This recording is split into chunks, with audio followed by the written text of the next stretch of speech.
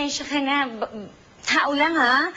By the way, I'm sure naman hindi naman late maging close tayo. As in friends, di ba?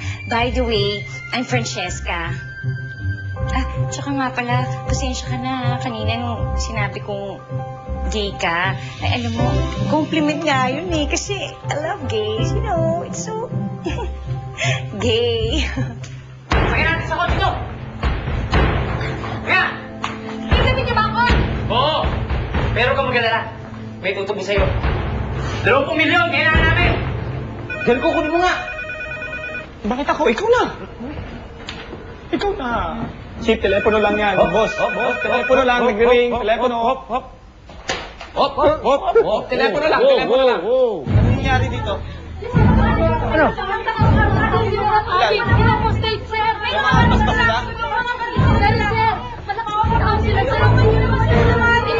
Dali, ka na!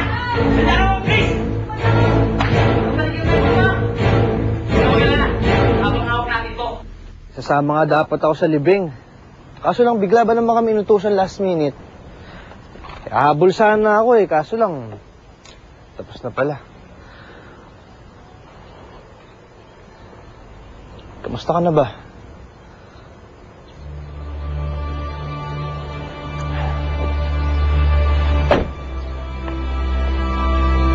Alam mo na, Dag, gusto sana kitang tulungan Kaso lang, hindi ko alam kung anong pwede kong gawin, anong pwede kong sabihin. Siyempre, kahit pa paano, gusto ko itong maging masaya.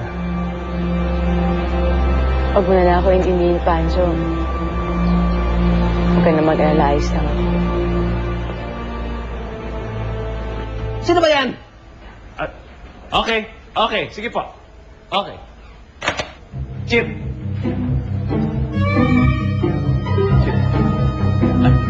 Excuse me.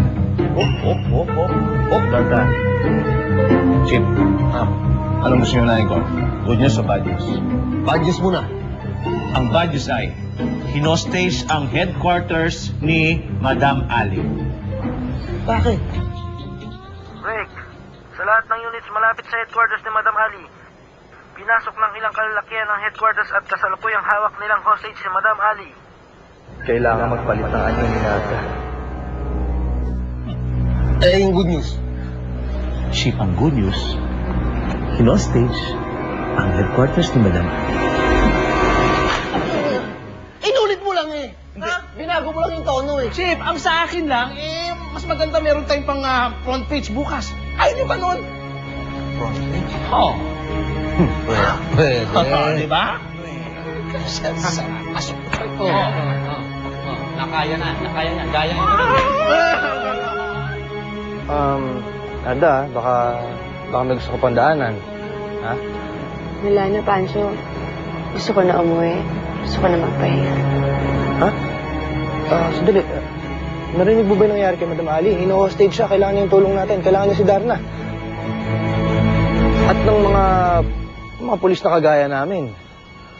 Kaya, okay lang ba? Dumaan muna tayo sa bayan sandali. Sisilipin ko lang kung ano nangyari doon. Kailangan nila ng tulong Tsaka, sigurado naman ako, darating din si Darna doon. Palagay mo.